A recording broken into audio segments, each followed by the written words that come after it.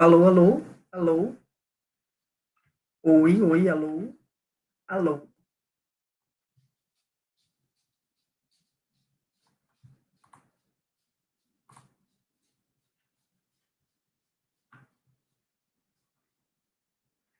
Olá. Quem entrou tá me ouvindo? Dá um hello aí. Tá todo mundo ouvindo bem? Deem um hello, por favor, se vocês estiverem me ouvindo. Porque eu mesma não estou me ouvindo.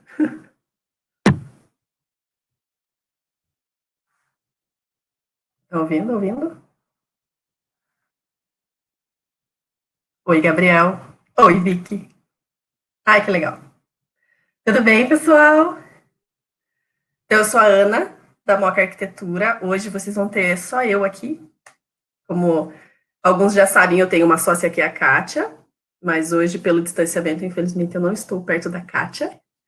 Então, eu vou falar um pouco com vocês sobre um tema que a Moca fala muito. Quem já assistiu alguma palestra sobre a Moca já ouviu provavelmente falar sobre arquitetura afetiva.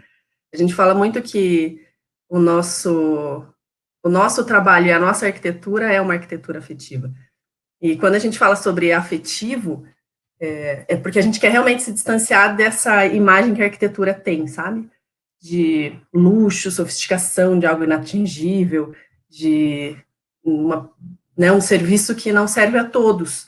Na verdade, ele serve a todos e a essência da arquitetura é exatamente essa, né? E para nós, assim, o que relaciona o afetivo, porque quando a gente entende afetivo como um estado de espírito mesmo, e ele se associa aos sentimentos, principalmente ao amor, a gente entende que a arquitetura ela tem que estar relacionada a sentimento, né? Do que você toca, do que você vive, do que você faz. Então, para a gente, a arquitetura ela tem que contar uma história. E essa história geralmente é a história de quem está usando, de quem está vivendo, de quem está dormindo nesse espaço. É, eu e a Kátia, a gente tem um costume de trabalhar que a gente conta muito as nossas histórias, né? A gente gosta de colocar um pouco da nossa vivência e do nosso passado nisso. Então, a gente gosta de ouvir dos clientes essa parte também, quando a gente faz um projeto, assim. A gente gosta de entender até onde chegou a história dele e o que vai acontecer a partir do momento que a gente começar a participar desse novo capítulo dessa história. Como que isso vai interferir e de que forma a gente vai poder mudar a vida dessas pessoas. E para isso você tem que entrar no sentimento, né?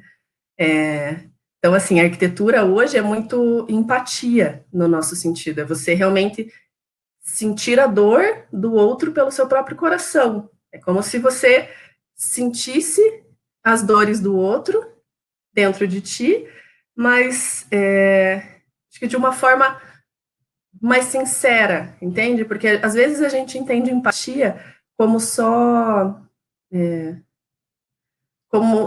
perceber o outro, ou talvez se preocupar com o outro, mas não é bem isso. Acho que a empatia é você realmente se colocar no lugar da outra pessoa e viver a vida como ela. Então, a gente, como arquiteto, quando vai projetar um espaço comercial, por exemplo, a gente tem que entender que existem diferentes histórias, diferentes pessoas, diferentes realidades que vão usar aquilo, e a gente tem que se colocar no lugar dessas pessoas.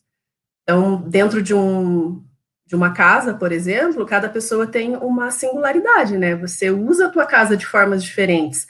Cada um usa e tem uma rotina diferente. A gente costuma perguntar para os clientes, por exemplo, qual que é a tua rotina desde a hora que você acorda até a hora que você vai dormir?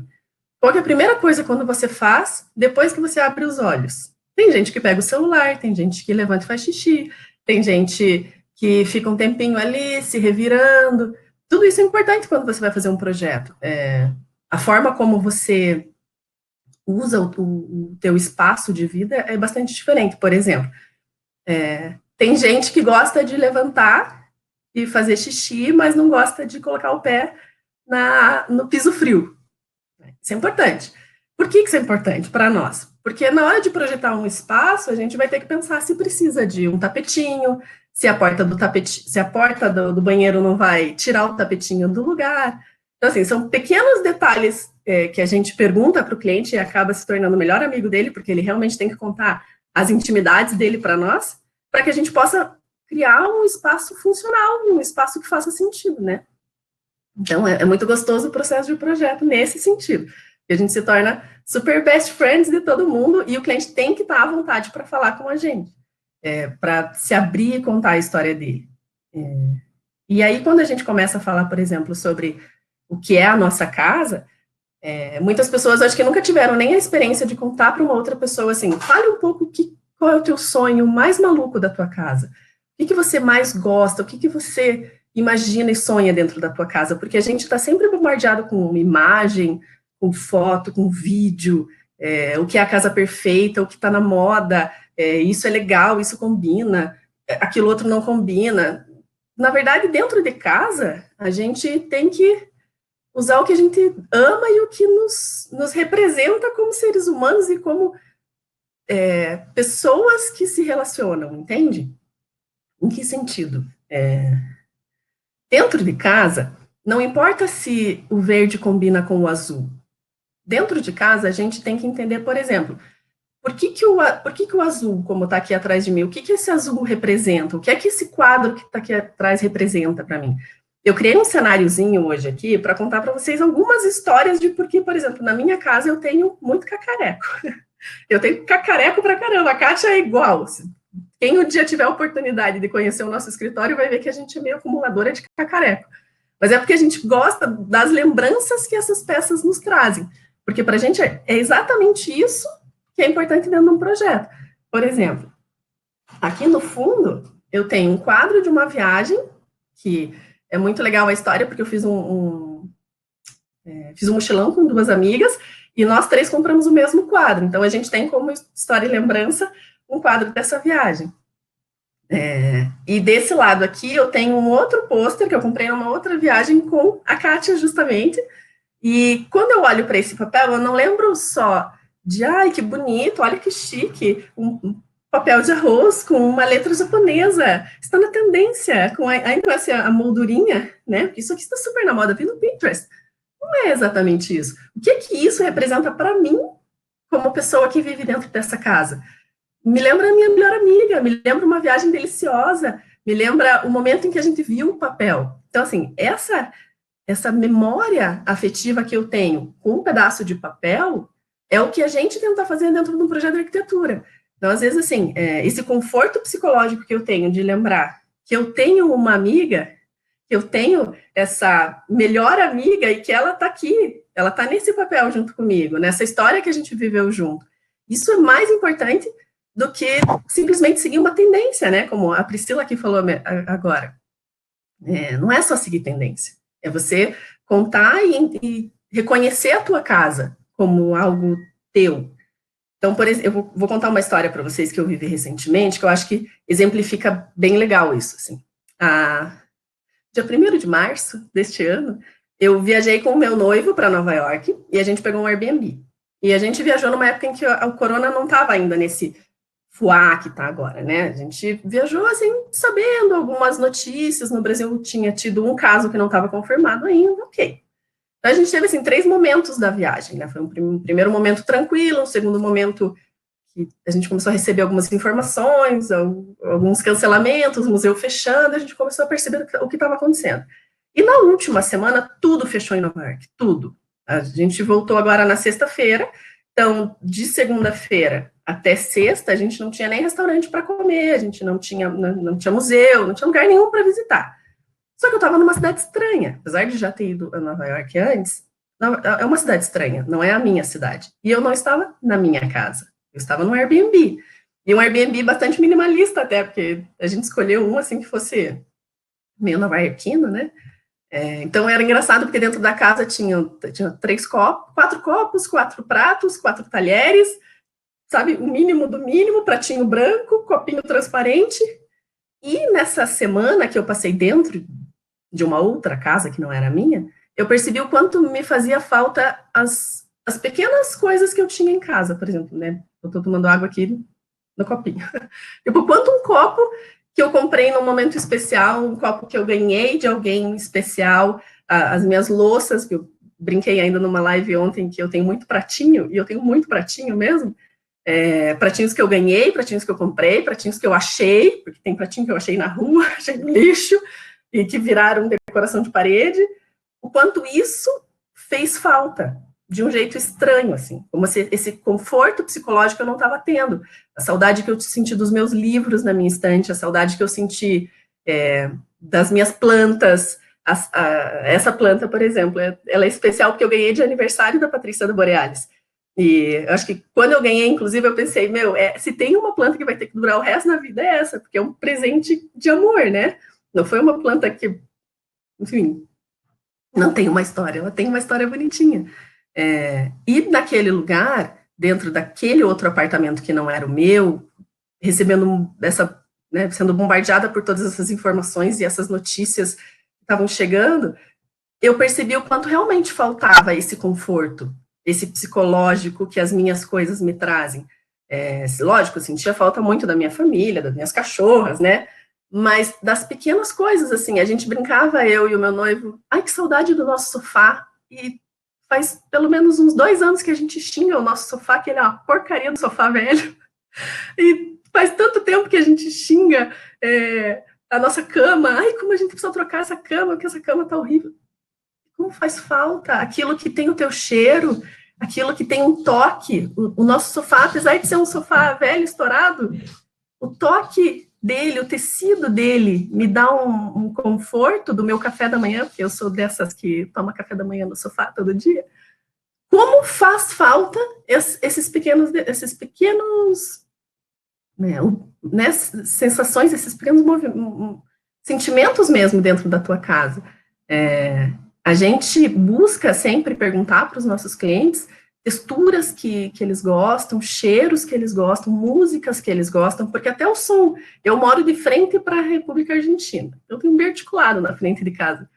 Isso, acordar todos os dias ouvindo o biarticulado, acreditem ou não, é um tipo de conforto psicológico, porque eu me sinto em casa.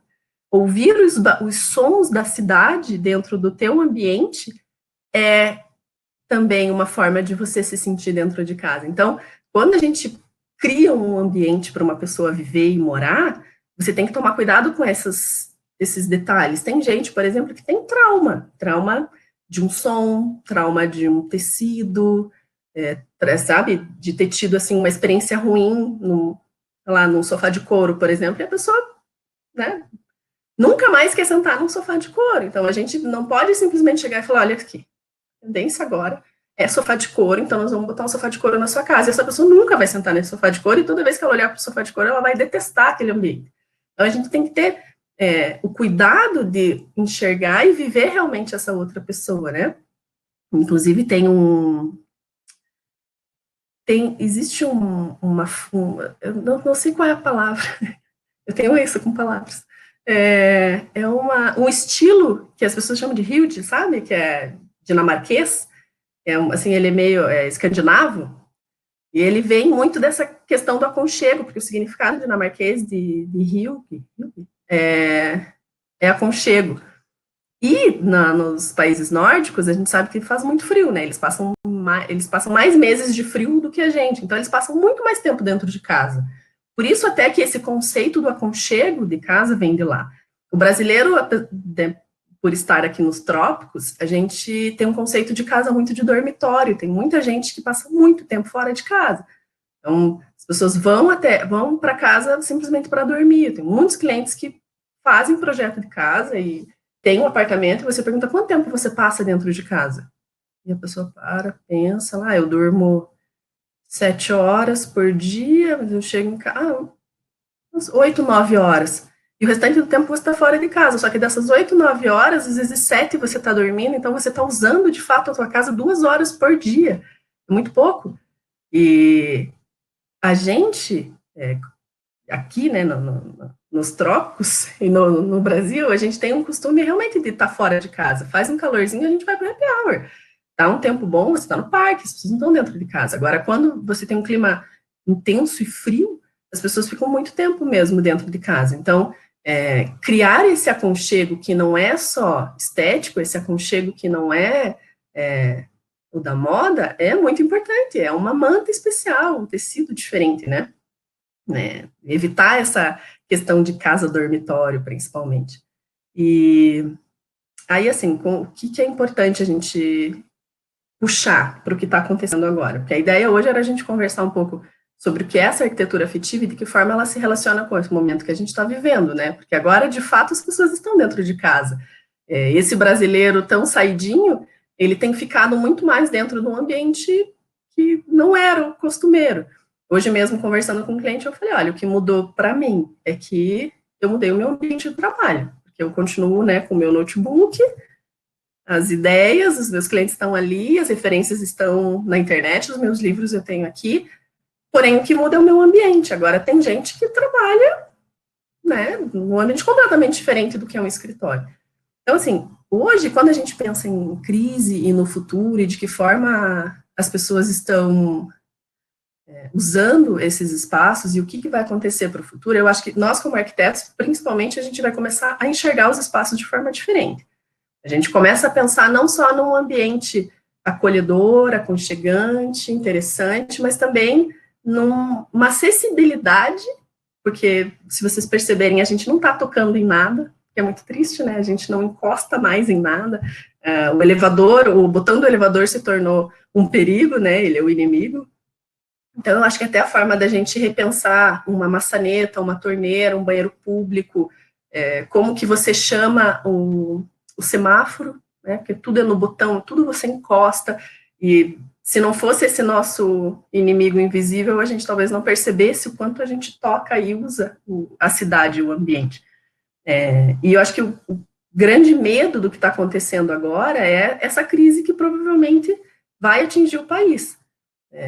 Os meus clientes, já tenho clientes que estão encerrando o projeto ou dando uma segurada, né, mandaram mensagem dizendo que vão segurar o projeto, porque daí segura pagamento, as pessoas estão inseguras mesmo, e isso a gente viveu no escritório uns 4 anos atrás, em 2016, assim, acho que a crise que o país passou, ela teve momentos diferentes para cada setor. No nosso, dentro do escritório, foi exatamente 2016. 2016 foi um ano que começou parado, começou num silêncio, a gente fala.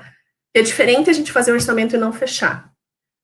Agora, não fazer orçamento é um tipo de desespero doído, porque você não sabe nem para onde correr. Pode fazer propaganda, pode organizar, e se simplesmente você não faz orçamento, você não tem nem como negociar ou tentar fechar alguma coisa. Então, assim, foi um ano muito difícil na Moca, muito difícil.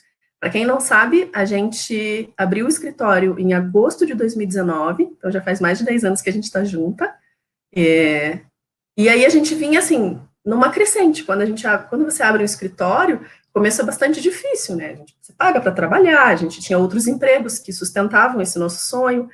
De repente, a gente começou a conseguir pagar as contas, e aí veio o ano de 2013, 14, a gente recebeu o primeiro salário, foi, assim, mega comemorado, porque a gente tinha um salarinho, começou a dar algum lucro no escritório, e de repente apareceu 2016.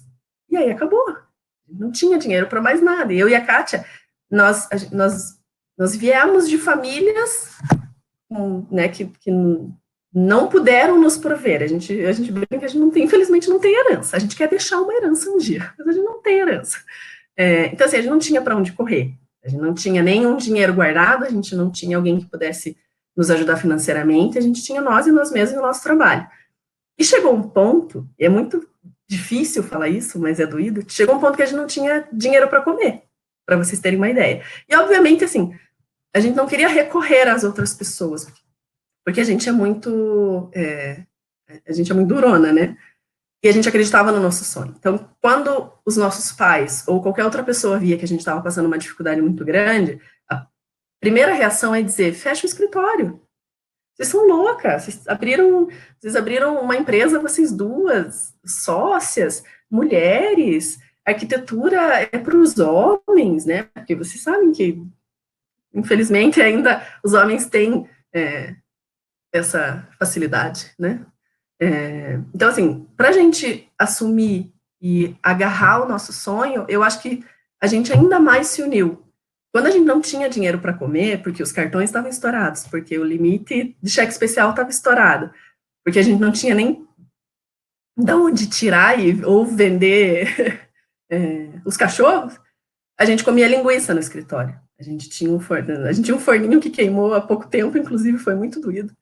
E a gente comprava uma salsicha no Mercadorama, que era muito baratinho, e comia salsicha com pão, nós três. Eu, a Priscila e a Kátia. A Priscila é a irmã da Kátia, que trabalha com a gente. E todo o dinheiro que entrava, independente do que acontecesse, a gente dividia, a gente se ajudava, a gente se abraçava, a gente chorava, a gente orava.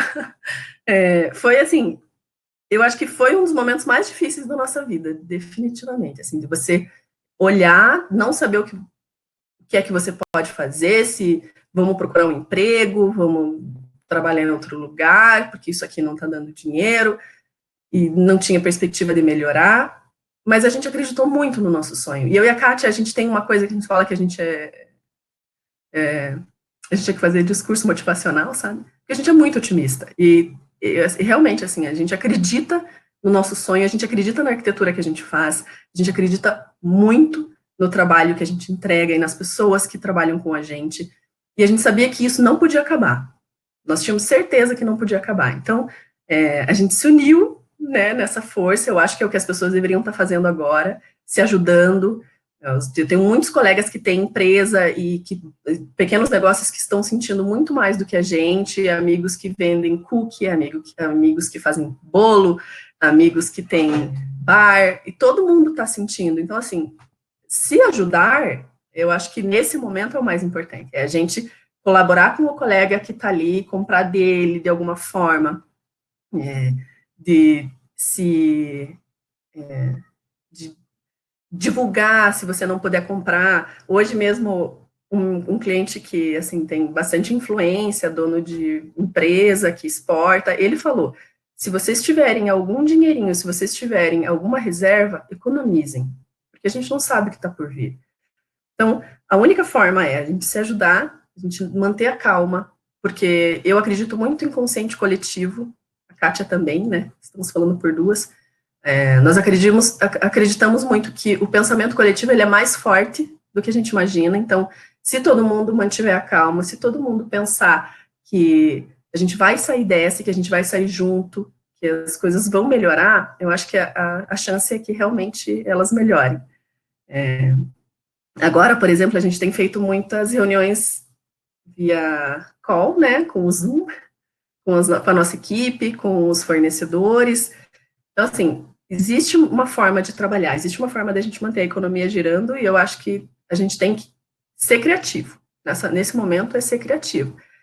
E o que aconteceu depois de 2016, né, para vocês saberem, assim, foi terminando o ano, e até nessa época, sabe o que a gente fazia que é interessante? A gente ouvia meditação para dormir, porque a gente não conseguia dormir. E quando você tem todas as contas estouradas, todos os boletos vencidos, cartão de crédito estourado, é engraçado que o cérebro nunca desliga, né? Então a gente colocava o fone assim no YouTube para ouvir meditação, a gente ia compartilhando as meditações, a gente só conseguia dormir ouvindo essas meditações. E de repente, acho que com o subconsciente pensando positivo também, as coisas começaram a melhorar. E, incrivelmente, 2017 e 2018 foram anos maravilhosos. A gente começou a fechar muito projeto. A gente pegou uma demanda incrível de clientes maravilhosos, de pessoas que eram o que a gente queria. A gente tem um mantra que fala assim, preciso e quero clientes leves e abonados. Leves e abonados. Na arquitetura isso é importante. Leves e abonados. Então, assim, a leveza dos clientes que chegaram é incrível. Eles realmente vieram e a gente conseguiu trabalhar, e hoje, graças a Deus, a gente está melhor. Vamos passar por uma segunda crise? Talvez sim. Mas a gente vai estar preparado mais uma vez, porque é não desistir, acho que se reinventar, né? Se abraçar, e tudo vai dar certo. Eu tenho 5 minutinhos ainda, porque eu estou controlando meu tempinho aqui. Se vocês tiverem alguma pergunta, quiserem abrir agora, estou vendo que o pessoal está muito interagindo bonitinho aqui. Hoje era mais uma conversa, a gente até pensou em fazer uma apresentaçãozinha, mas eu acho que contar a nossa história e contar de que forma a gente passou por tudo isso e por esses 10 anos de escritório, mostra também para as pessoas que às vezes estão um pouco desanimadas que no final dá certo. E eu acho que é importante a gente manter a mente sã e positiva. Se quiserem fazer uma pergunta, estamos aqui. Ou senão eu vou continuar falando, porque eu tenho ainda 6 minutos. E tenho água no meu copo maravilhoso.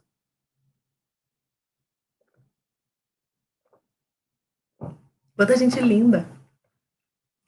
Ai, Monique, que querida. A Ana Pensa é maravilhosa também. A Nara. Ai, sim, gente, olha, recém-formados, fiquem tranquilos. É difícil. É muito difícil. A gente tem 3 recém-formados na nossa equipe. São os nossos estagiários que se formaram esse ano, começo desse ano, e a gente não tinha como mandar eles embora. Eles ficaram lá e a gente o tempo todo mostra que, assim, tem que segurar, porque não é fácil. A nossa profissão é uma profissão difícil mesmo. Para trabalhar, dica para trabalhar com interiores em Curitiba. Essa é importante. Interiores em Curitiba é bastante polêmico, mas eu acho que o cenário tem mudado um pouco. Quando eu e a essa história é interessante. Quando eu e a Kátia abrimos o escritório, a gente não é muito patricinha, né? A Kátia tem um estilo mais diferente, bonitona e tal. Eu também sou meio despojada, assim, não usamos salto. A gente é meio, né? Hoje ainda que eu fiz uma maquiagem no meu cabelo, porque eu vim aqui ver vocês. Mas a gente tinha esse jeito despojado, sempre teve, e a gente queria manter isso. Quando a gente entrava em loja de decoração, as pessoas olhavam, tipo, qual é o teu sobrenome? Quem é você? De onde você vem? E isso quando atendia, né? Porque tinha dias que a gente tinha lojas que a gente entrava, dava uma volta, assim, ninguém vinha falar com a gente, ninguém atendia. E aí, quando vinham falar, a gente falava que era de São Paulo. Então, as pessoas, ai, quem é vocês? Qual é o nome do teu escritório? Qual é o teu sobrenome? Aí a gente falava, então, é que a gente é de São Paulo e tá vindo para Curitiba. E aí mudava. Ai, claro, que legal! Aí vocês são de São Paulo, vocês têm a cara de São Paulo mesmo. É uma pena, porque Curitiba também é legal, Curitiba também é criativa. Eu acho que hoje a gente tem escritórios bacanésimos, né? O BST, a Thalita Nogueira, o Juliano Marchiorato, tem tanta. O Boscardin Corsi, eles são tão maravilhosos que hoje eu acho que as pessoas estão mais adaptadas a esse povo jovem e diferente que não vai de salto na loja, que não faz escova para ir na loja. Mas se você vai trabalhar com interiores em Curitiba, o que eu diria? Mantenha a tua personalidade.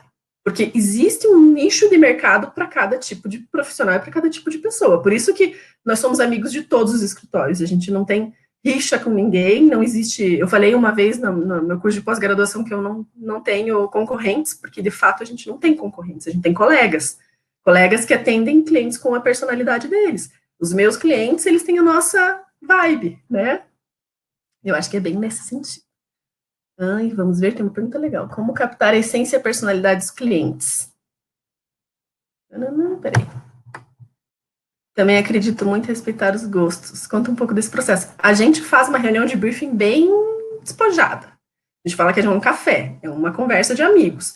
Então, assim, a gente vai perguntando, a gente pergunta tudo. Conta o que você faz, conta o que você gosta. Já viajou? Para onde? Qual que é a tua comida preferida? Qual que é o teu cheiro preferido? Ou, tipo, prefere cheiro de madeira, gosta de cheiro de canela? Qual que é a tua banda preferida? Você consegue criar um perfil e entender a personalidade de uma pessoa com essas perguntas simples, assim, o que você gosta de fazer quando chega em casa? É como se você fosse conhecer um amigo, entende? Quando você senta numa mesa de bar com uma pessoa nova, troca, o que você gosta de fazer? Você assistiu tal série? Não gosto de série, eu gosto mais de ler livro. Que legal, que livro que você lê? Assim, é como se você estivesse realmente criando um amigo. A gente é mais psicólogo que arquiteto às vezes, né? Mas essa é uma forma bem interessante de entender a personalidade das pessoas. Vamos ver. O processo criativo, a gente usa muita referência de internet. Mas o processo criativo, ele começa nessa primeira reunião. A gente faz essa reunião, conversa com os clientes, tenta entender o máximo, né, da personalidade deles. Daí a gente faz uma planta, que é um layout, e baixa umas imagens referenciais daquilo que a gente já estava imaginando, ou até acaba se inspirando nessas imagens. E aí, na primeira reunião, a gente mostra essas imagens para o cliente também dizer, esse é o caminho, gosto disso, não gosto daquilo. A planta tá legal. É meio que nesse sentido. Acho que tem um minutinho só, eu vou tentar dar uma acelerada, porque eu falo muito. Maravilhosos. E no Rio também é assim, não? E olha que a Casa Cor Rio é maravilhosa. Achei que no Rio o povo ia de chinelo para a loja. Queria ir de Havaianas para a loja. Competição mas eu acho que vai na cabeça de cada um, sabe? A gente não tem competição com ninguém, não. Tanto que quando o cliente faz orçamento com a gente, faz com um escritório parceiro e fecha com o outro, a gente não fica triste. A gente fica feliz, porque significa que o cliente conseguiu se identificar com alguém, que pode ser diferente da gente, e conseguiu, né, encontrar um profissional legal. E acabou meu tempo. Gente, muito obrigada. Desculpa se eu falo demais e gesticulo. A gente vai fazer mais live no Instagram, prometo. Nós estamos começando, é novidade isso para nós ainda. A gente tem um pouco de vergonha de aparecer, né? Mas a gente vai fazer sim. A gente precisa se relacionar e a gente gosta muito de falar com as pessoas. Prometo, Raquel. A Gabi também. Gente, se cuidem, lavem as mãos, fiquem em casa e ajudem os colegas comerciantes, né? Os colegas que têm negócios. Vamos criar uma rede de pessoas trabalhando juntos. Beijo.